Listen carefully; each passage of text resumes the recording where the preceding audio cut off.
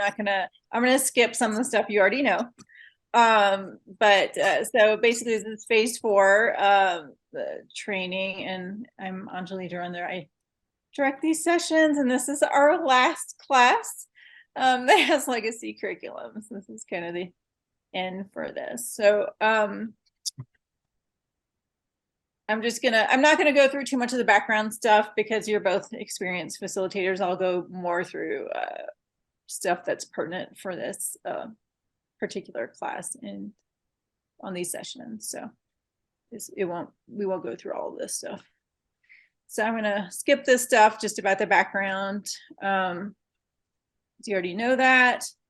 But I'll just review learning objectives, recognize that there is a hidden curriculum. Hopefully they know what it is by the time they finish med school.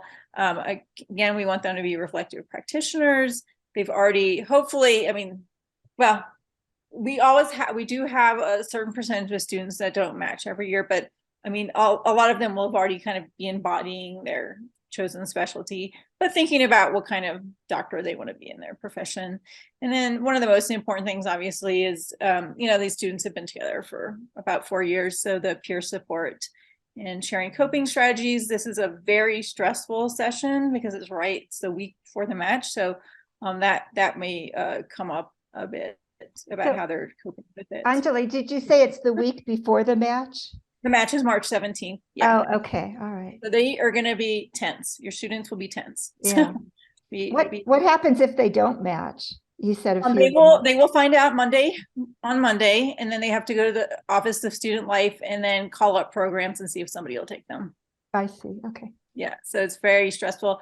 Historically, we never had any students that didn't match, but the last, 5 to 7 years we've been having, it seems like more and more, it's about sometimes 10 to 15 or so. So it can be quite a few. So it can be stressful for students. And ultimately we want to have a more positive medical culture. So, but and then obviously we talk about, work-life balance.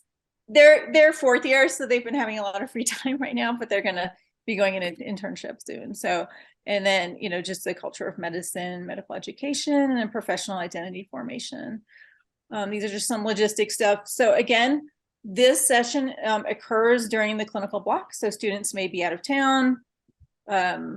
Students may be on call or something. Just let us know who is not there in your group. The May 11th session, they changed the ICC title to Transition to Residency. This is, I think, about a 3 to 4 week course. Again, we'll send you the calendar for that. The assigned date and time is May 11th. They finish class at 4 p.m. So if you're meeting on campus, you could meet, 4:15, 4:30-ish. Or if you live near campus, if you're away from campus, you might want to give them some commute time. And it's technically scheduled 5 to 7, which is a little bit late, but we will send the calendar if you're students and you want to do a different date during, it's like I think like April, like 3rd week of April to and then the next 4 weeks. So it's a big chunk of time when they're in class and on campus. So, and the sessions are required. Again, it always works better to meet, I think, like 4 to 6 time, 5 to 7. Any start time after 5 gets a little too late for them. And then location, we're pretty much doing everything in person, but it's totally fine to do it on Zoom. I do have a separate guide for the session if you're doing it on Zoom. They can't be in a public place if they're on Zoom though, because the conversation, like I said, is probably going to be fairly personal. Students may be a bit distressed during this session. So just make sure you let the students know when and where you are meeting. I sent them a placeholder way back when, and then I just sent them our location and time.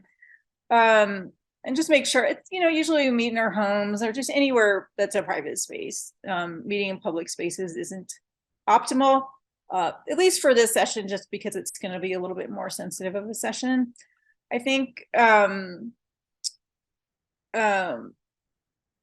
For the last session, you can totally meet like in a restaurant or something, because that's like right before graduation. It's going to be a celebration, so that's totally fine. So I'm sorry, Lori, the last session in May, then we could meet anywhere? You can. Okay. Mhm.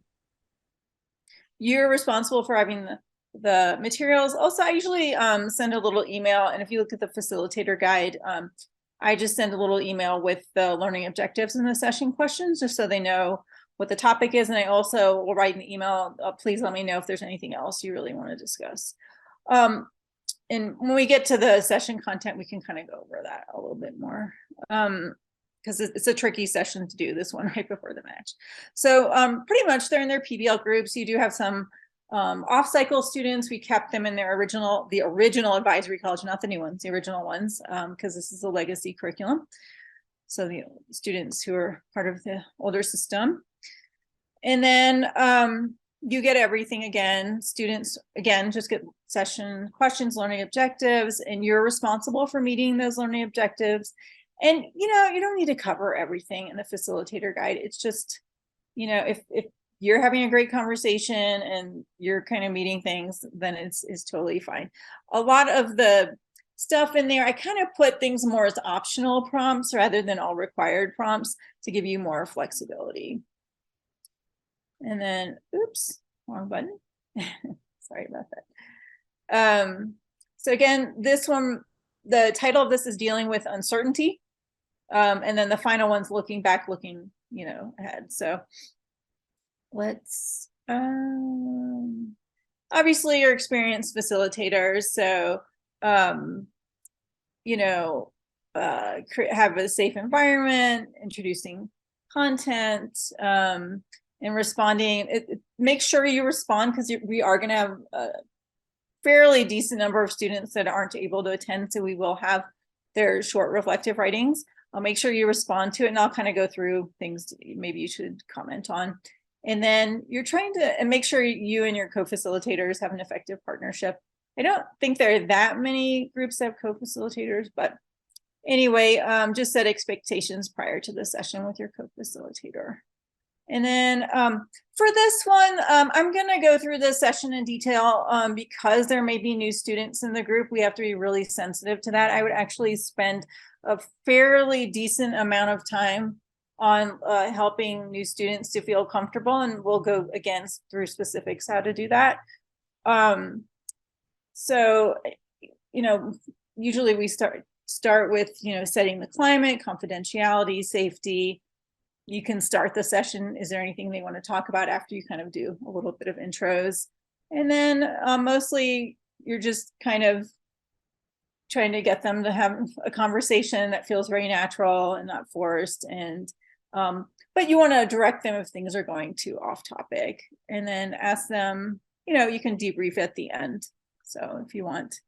So the important things are just keep the group moving ahead, make sure everyone is involved, be positive about the content and professional development process, stimulate discussion at times, silence is completely fine.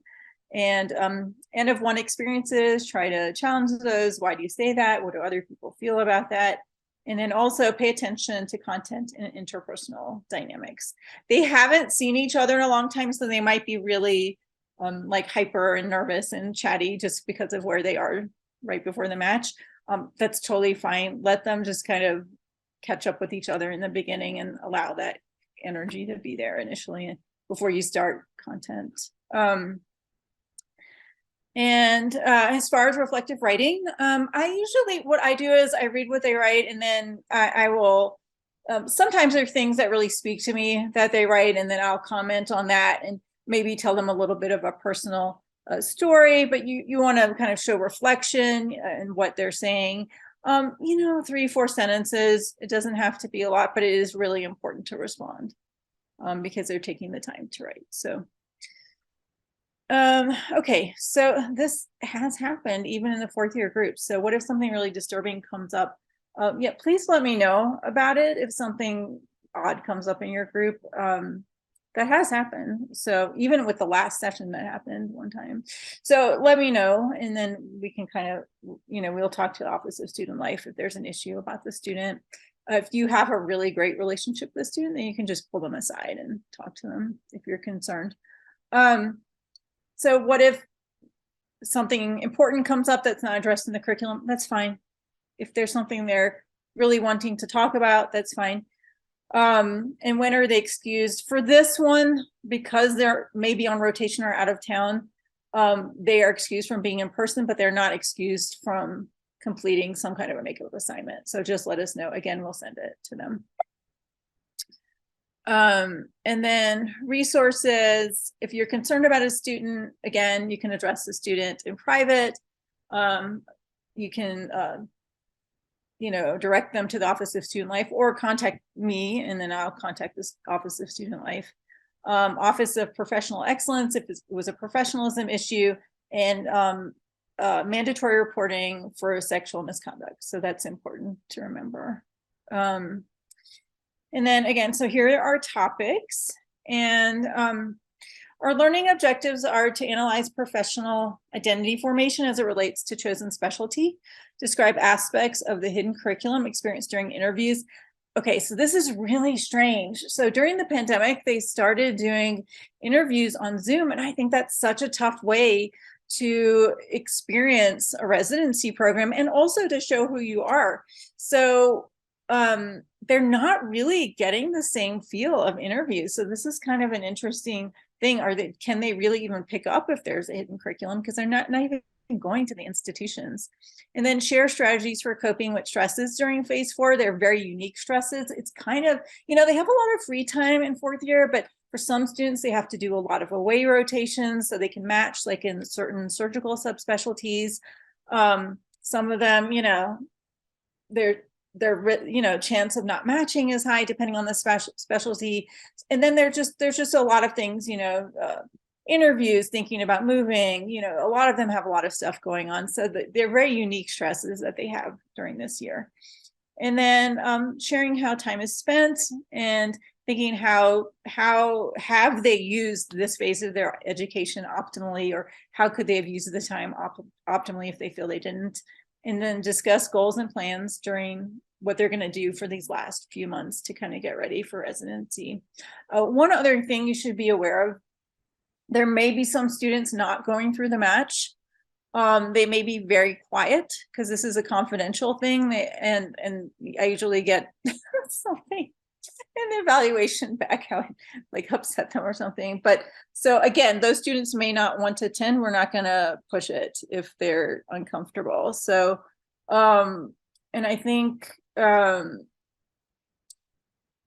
I mean, yeah, for some students, this is going to be just very, very stressful to be around classmates talking about the match. And I have gotten comments back from students like, this session stressed me out more. So I think it's going to be important to try and keep it, because some of the students are going to be really tense and upset and stuff. And I think it'll be important for not to get too negative, to still be like, supportive. I'm here if you need anything, kind of, and I think that's going to be really important for this session. It's a tough session to do right before the match, but it's an important time because this is when they need the extra support. So Anjali, we can't assume that all of these students will be going through the match. No. Sometimes. No, you go ahead. I mean, in your experience, why would that be? So they have to complete requirements to graduate, and some of them aren't graduating until December. Oh, okay. So they, I mean, if they really don't want to be there, I get an email, right? And they say, I'm not going through the match. I don't want to attend. What can I do to make this up? So, I mean, and then particularly for the last session, if they haven't matched or having to take a year off or something, sometimes they really don't want to go to the one right before graduation. So, we try to accommodate that. It's a small percentage of students. So you may not have any of those in your group, or you might have one or two. So but we could be sensitive to that. I get that. Yeah, that's the main thing. Just remember, every student is kind of in a different place. Some students are really happy. Some students have already matched if they went through an early match, so they're going to be in a good mood and stuff. And then some students are really afraid, like that they might not match, or they might not match where they want to, and they're married and have kids. And I mean, so it's really a challenging time for a lot of them, but not all of them. They're all going to be kind of in a different place. So again, with the new students, it's really important that we take the time to help them feel comfortable. And I'm going to go through the icebreaker exercises in just a minute. And then we haven't met with them since last May. So establishing that confidentiality, asking them what are the factors that, you know, keep us safe. And I think it's really, really important for you to say, you know, I want everyone to be comfortable sharing what they want to share during this group, but please remember it's okay to share your own story outside the group, but not anybody else's story in the group, you know, from the group. So I think that's important to remind them because it's been so long since they've been together. So ground rules: sharing is voluntary, safety is important, confidentiality, listening with acceptance, and listening respectfully and generously.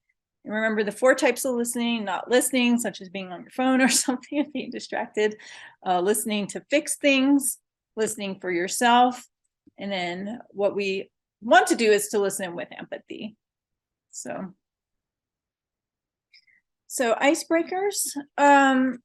Okay, so this is, you know, I sent out some questions. This actually goes really, really well.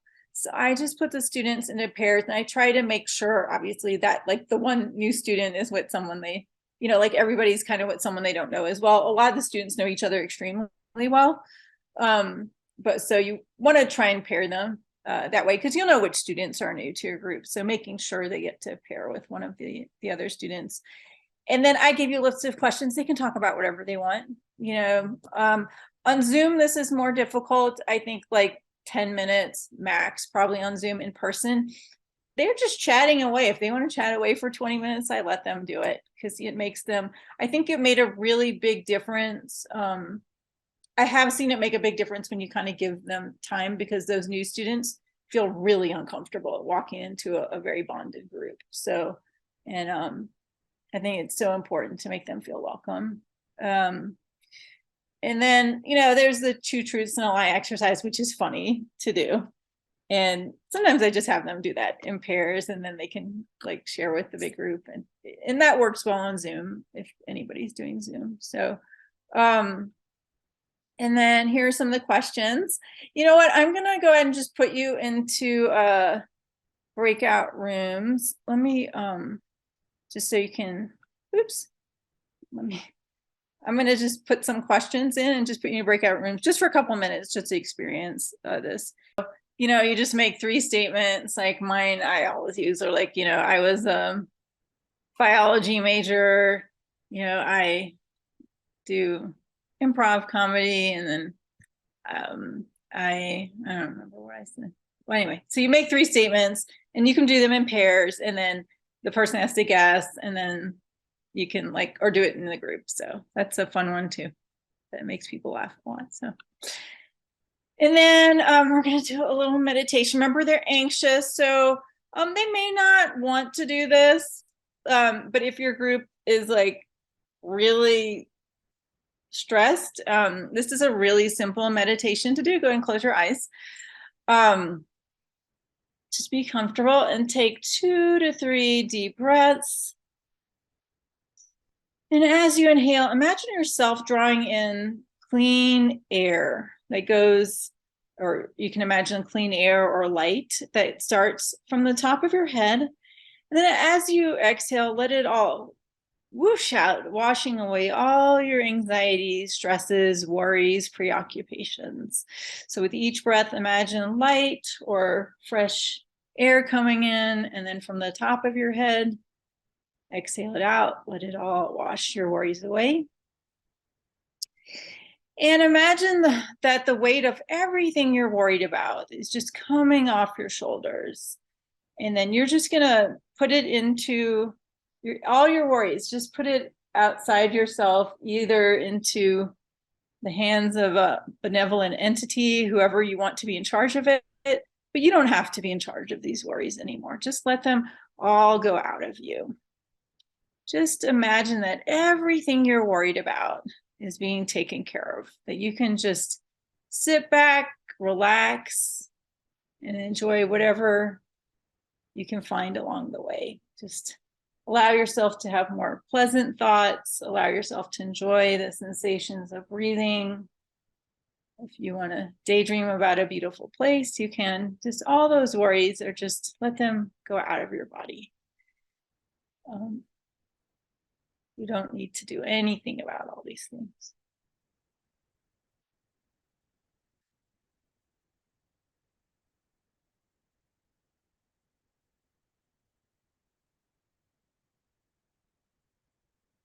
And now go ahead and take a few more breaths.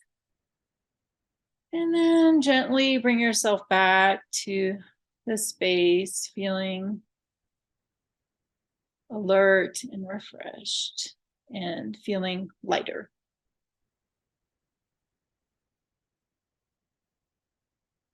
So I did it really quickly. Generally, you would take maybe about 5 minutes or so for it. How was your experience? Did it make you feel a little bit more present or anything? What did you say? Absolutely. I thought it was really calming, and it was nice just to take a step back and just center for a few minutes. I thought it was very relaxing. It was very relaxing and low pressure, thoughtful. It's very effective. Good. I'm glad, because I want to have something where anybody feels like they could just read this out loud and, you know, it would be comfortable for the students. I think sometimes with meditations, if there's too much silence, people will start feeling anxious, like if they're not used to it. So thank you for participating in that. This is an optional prompt. And then we always have our appreciative inquiry questions. It's always, you know, questions that where we're trying to frame things in a more positive light. So asking them, what have you enjoyed most about fourth year? A lot of them are going to say free time, traveling, things like that. What have you learned about medicine and about yourself this year?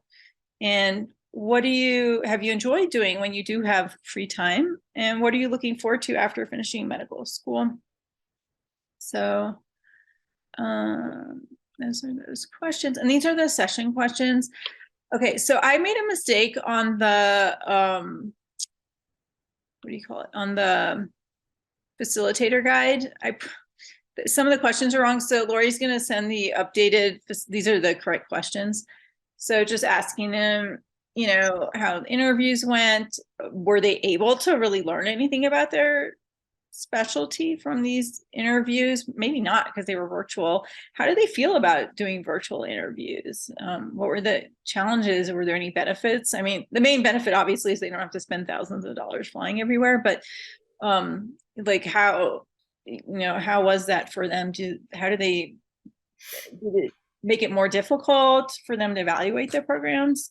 And then how did they choose their specialty? Do they really feel like they're becoming part of that specialty now? And then, you know, depending where they are mentally, you may or may not want to ask these questions about the match, because that might just make them more anxious. But asking them, I mean, you could frame it this way, you know, like, how are you coping with the stress right now? If you're feeling anxious, what are you doing to try and manage your stress? When did they actually find out about match? Do you mind reminding me when? Okay, so on the Monday, the 13th, they find out if they matched. Monday the 13th. Okay. And if they didn't match, they have to go and do the scramble and go to OSL. They get their official letter on March 17th on that Friday. Okay. Where they're going to go. And that's where they find out the location. Is that right? Yeah. Okay. So the Monday, they call it Black Monday, because if you don't get the email saying you matched, you're going to be very stressed. So this session is right before like a very, very tense time. So, oh my gosh. Yeah. So it's basically if you got an email or not on Monday. On the following Monday, yeah, after the session. And we're meeting on the 9th, and this is 3 days before that. I got it. Okay. Yeah, you're right about that. Yeah. And then, you know, some of them may have already planned, like, you know, my family's coming to town, they're going to be attending the match with me. And, you know, what are the challenges and positive aspects of the match? Well, the cool thing is you get a job, even if you don't match in the match. you know, I mean, everybody gets something, right? Even if it maybe wasn't their first choice. So you get a job. And then asking them, what are you planning to do between now and graduation? A lot of them, it will be, you know, if they'll find out, or if they have to move, you know, relocating and finding a place to stay, or maybe they have a trip plan, or maybe they're getting married. A lot of them usually have quite a bit of stuff going on in this time until graduation. And then what are their other concerns after finishing medical school? Other thing you need to be aware of is they probably will be meeting with the financial person about their loans and about repayment stuff. So they may also be stressed about that. That could come up as well. And then just asking them if there's anything else they want to talk about. So probably the biggest challenge with this session is to try and manage the negativity and the anxiety that's going to be there, to help them feel supported. And, you know, we don't want to increase their anxiety. That's number one thing, but it's going to be challenging because they're going to be anxious. So even the students who know, like, I'm not applying in something competitive, I know I'm a good applicant, are still going to be nervous. I mean, I remember being complete wreck before the match, you know, and so I think that's normal. I don't think anybody's doing it on Zoom. So basically it's using breakout rooms to kind of a little bit more, since it's harder to do on Zoom. And then also not using the full time, maybe making the student host so they can chat. So, and then this is just another exercise where we have them adjust their video capability. And then you make a statement like, if you're feeling anxious about the match, keep your video on. If you have a dog, keep your video on, things like that. So it's in the facilitator guide if anyone's doing it on Zoom. And then the last session's a celebration. It's right before graduation, 10 days before graduation. So, and again, you can adjust the date of this session. We'll send you the, I have a tentative, I don't have the final calendar for that last 3 to 4 week transition to residency class curriculum, but if you need to adjust. And then basically for this, we have them look at what they wrote first year. Some of the students may have, very rarely, we have some students who transferred in, like MD, PhD students, or they've been gone for a long time and have come back and won't have an essay, but they get their essays back and then they're supposed to reflect on them. If they feel comfortable, they can share them with the group. And then, you know, the other learning objective is describing what kind of hidden curriculum they anticipate during internship. They're not going to have may not have a great idea of their program if they haven't actually visited it. But hopefully by this point, by graduation, they would have gone to the town, found a place to live, and know a little bit about their program. And then share strategies for maintaining life balance during residency. And then again, these are the questions, like, were you surprised by what you wrote when you started medical school? You find your words meaningful now? Why or why not? Is this valuable? Should we continue it? And then if you were to write about your hopes and fears for internship, what would you say? What are you doing to prepare for this transition? And how are you, like, trying to think about these balancing issues as an intern? And then what is something that you have found really effective for you to cope with medical school that you plan to continue during residency? And what do you anticipate the hidden curriculum will be during residency? And what have you learned about your future training site that hasn't been formally stated? Okay, so let me stop this. So any questions?